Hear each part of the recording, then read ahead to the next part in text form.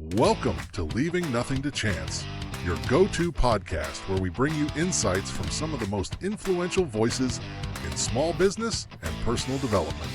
Each week, we dive deep into conversations with top thought leaders, authors, and business moguls from around the world, sharing their secrets to success and strategies for growth. Tune in for exclusive content that will inspire, motivate, and equip you to take your journey to the next level. This is Leaving Nothing to Chance. Hey, an old friend of the show. You all met Guy Powell. We talked about his AI book and what he really does for a living. We had a long form interview, and then we had one on his prior book. But today and next Wednesday, we're going to be talking about The Only Witness, which is a book on a history. I want to say that A, not the history of the Shroud of Turin. Much of this is historically correct, I believe, Guy, but some of it might be a little bit of, I don't know. So let me make as much sense as I can make it make sense of. All the folks are dead here, obviously, that you're talking about. So I guess first question is, why the Shroud of Turin?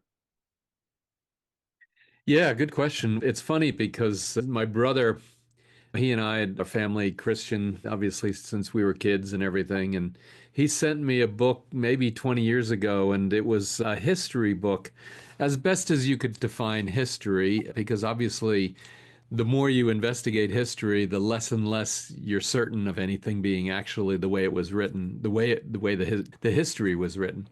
And so anyway, he sent me this book, this history book called The Blood in the Shroud by Ian Wilson. And it had date by date and month by month, and it said the Shroud of Turin was here and the Shroud of Turin was there. And I just got more and more fascinated with understanding about the Shroud, and then also just got more fascinated about the history and talking about history and how it all comes together. And I said, this is fascinating, but somebody needs to write this as a fiction, so that you could be interested and be part of the history, make it into what's called a historical fiction. So the genre is historical fiction, where it says as accurate as you can be, but you're inserting fictional characters into it. And that's what I did. So I took his book and I made up a handful of short stories. I probably made 25, and only 13 made it through the editing. And those 13 or 14 are actually what's in The Only Witness. And so I have another 10 or so that I could make a second book out of. And I'm in the process of thinking of doing that. And of course, I got distracted with some other books. But that's the kind of the genesis of the book and the reason for the Shroud of Turin. Picking it up, I could see very real if it was, and I read, by the way, I read this just to give people context on my end. I read this Easter Sunday, cover to cover, flying from Dallas to San Jose, Costa Rica. I finished it that night. It was about a 4-hour flight. I got about 2.5 hours of reading in, and then I finished it on Easter, ironically. And I didn't purposely read it on Easter, by the way. It just so happened I was flying that day, and good a time as any. So it brought so much to life, including starting in the beginning with the cloth purchase of what assumably became the shroud that we know today, that hangs in a beautiful church over in Milan. But you bring that to life so well. How much of that is historically accurate? How much of that is just, okay, I think this process happened with Joaquin?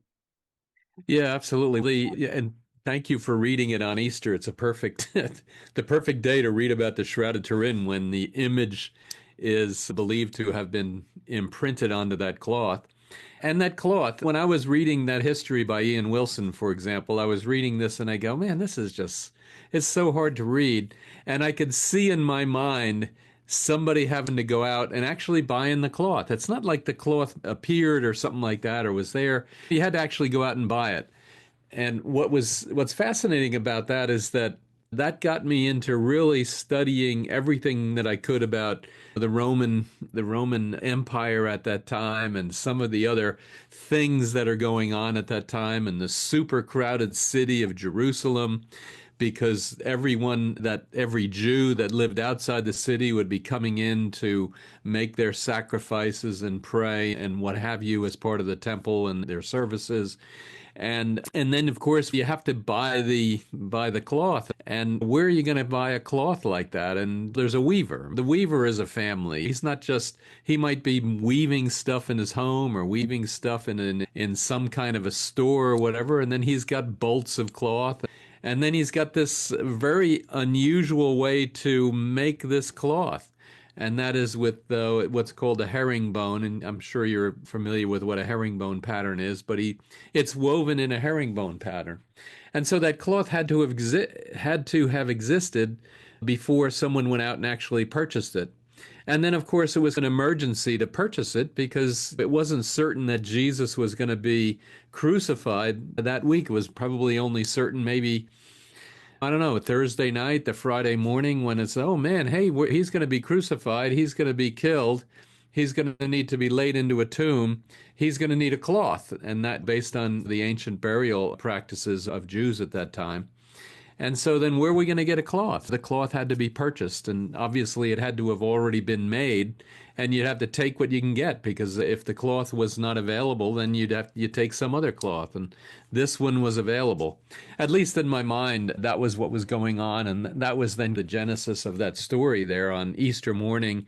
And I have it as a young boy, he has to go out and buy the cloth for Joseph of Arimathea, so that he can have a cloth, so that he can wrap Jesus in it when it gets time for burying the body after the crucifixion. And of course, he couldn't go, hey, I need a cloth. This Jesus guy that some of you think's the savior and some of you think is a criminal. I need it for him. He couldn't go out and be obvious, young kid. Dad sent him out to make the purchase, gave him the money, X amount of dollars or whatever the currency was at that time. And you brought it very much to life. Like you could see the transaction happen. You could see him going through the city. You could see him being very delicate because he understood what his mission was, but he couldn't obviously tell anybody what his mission was because he didn't know where people stood. And then jump into Golgotha itself. Or Golgotha. I'm never sure how to say that. I've heard it both ways over the years, but Oh, just say it with meaning, and you'll be fine. and once again, very dramatic depiction. Talk about that a little bit because that had to be difficult to write. Yeah, that was the hard part is how do you bring out the emotion amongst the people that are there that were Jesus's friends, his family? How do you bring that about? And realizing that if you're Mary, the mother, you're looking up at your son and you see these nails going into his wrists and these nails going into his feet and the suffering that the man went through with all of the whipping and the crown of thorns and everything that went on, and that was very hard. And then if you think about what her feelings were and emotions were, and then even worse than that, this was done to his body while he was still alive. But then when they take him down, they have to now handle his body and see, and you can feel the blood and the sweat and the dirt and the grime, and they have to then participate with that and be part of the burial process, which had a handful of steps related to that.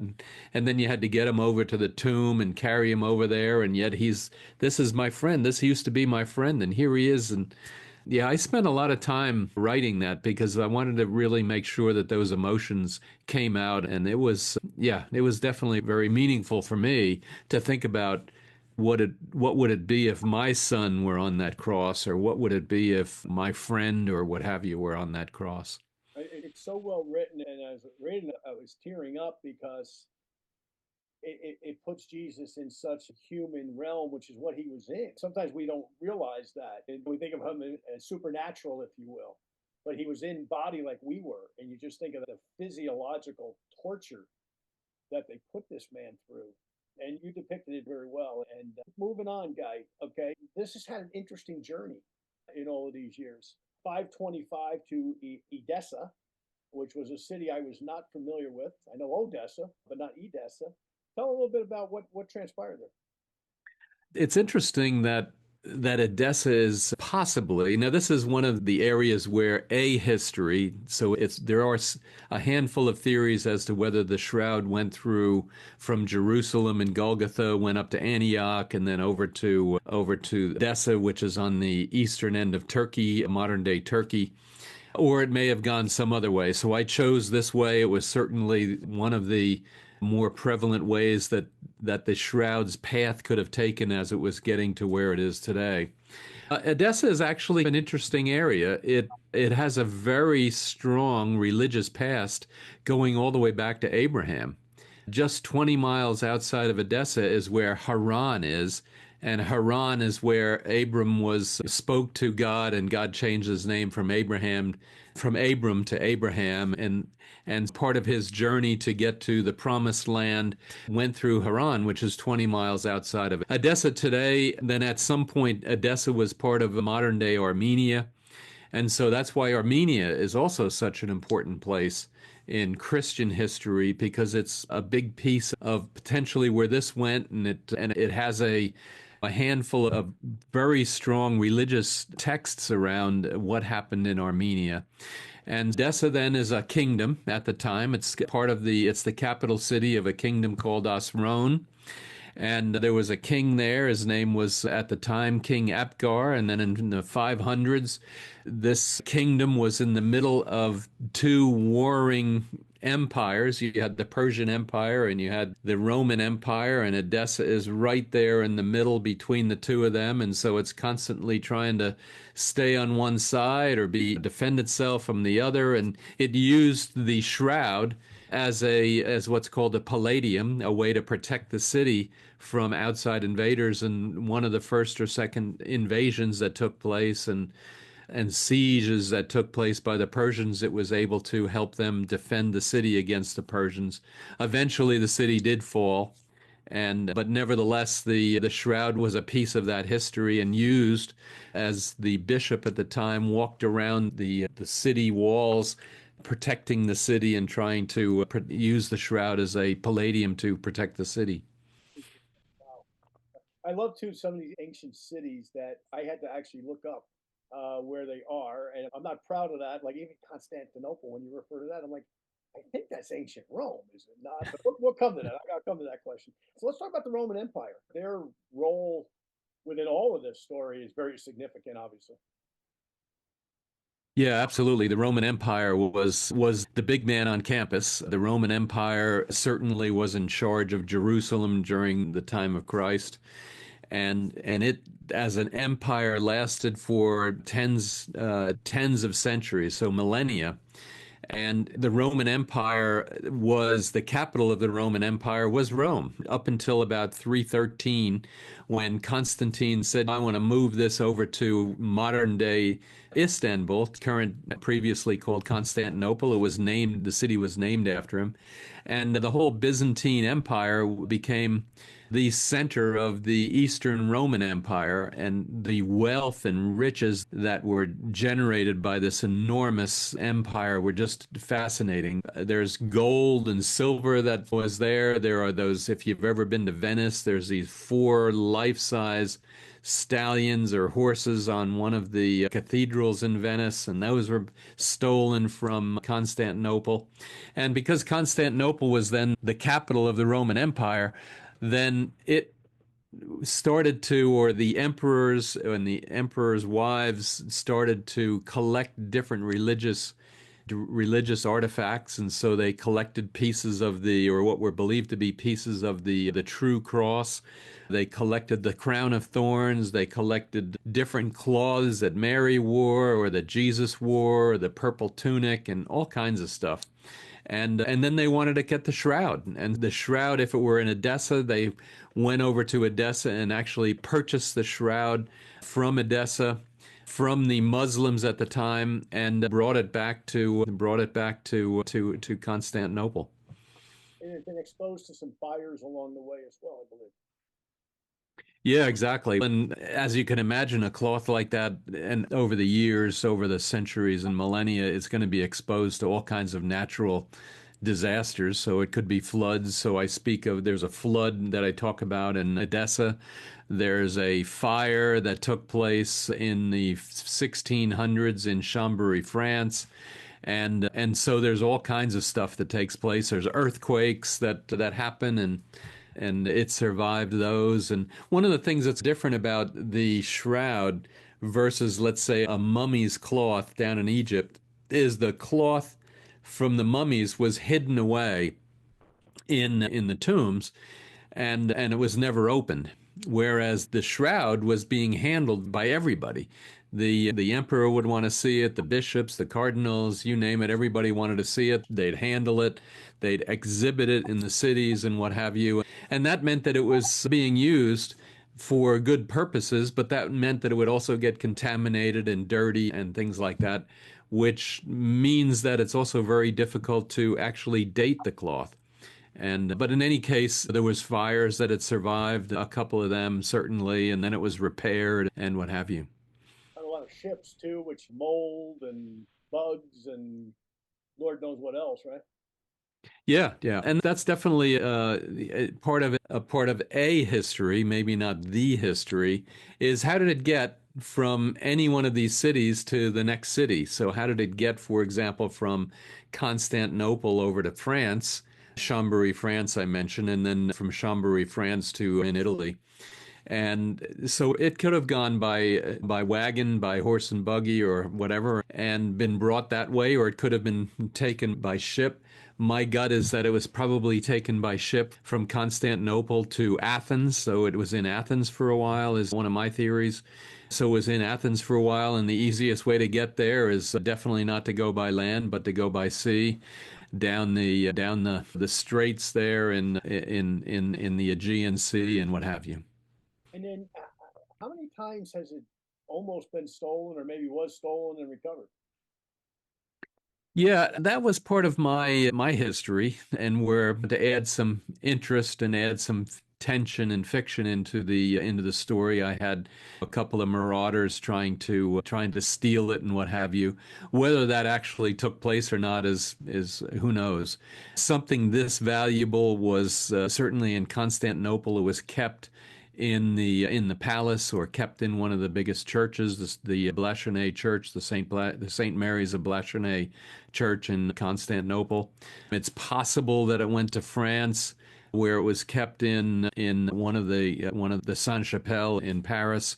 There's a whole bunch of different theories as to where it went, and because it was such a valuable relic, and because it was also with many other relics, it was highly guarded, I'm sure. And so whether there were actual tries to steal it or not in the normal course of events, probably not. Now, it was stolen, or believed to have been stolen, in 1204 during the Fourth Crusade. And it's because it basically disappeared. There are some historical references to it in 1207, possibly still being in Constantinople. But in 1204 is when Constantinople was overrun by the Latins coming out of Europe, and there's some documentation about that, quite a bit of documentation. But that it was actually stolen or not is up for grabs, so to speak. And then two last questions in this segment, Guy. And I don't have this in my notes, but if my memory's serving me well, but sometimes it doesn't at this stage of my life. Was it 35 yards of material, and is that or feet of material? 35 feet roughly. So 14 feet of material. So about 14 feet by about 3.5 feet. Okay. So that's a very large piece of material. Yeah. Think about it. What's funny is I've seen it. As I shared with you recently, I've been there. I've seen it, but it's not that big the way they have it. So I'm assuming they have it tucked back there to keep it tight. So, Guy, where do they get the book? Yes, absolutely. On Amazon, you can go to my site, which is guypowell.com, or you can go to Amazon and Barnes & Noble, anywhere online that you like to buy books. It's available online. Definitely, please take a look at it. Please buy it. And I'd love to hear your comments and thoughts after you get done reading it. Great. So what we'll do, folks, we'll be back next week, okay, with the balance of the show. We're going to pick up talking about France, wars, how it got to its current residency, and a whole bunch of other stuff, including the controversy on the Shroud of Turin, which is fascinating. So, Guy, will you come back next week? I absolutely will. I'm looking forward to it, John. Thank you for tuning in. Be sure to check back weekly for more exciting episodes. And don't miss Ink and Insight every Wednesday, where we celebrate iconic authors and dive into their impactful works.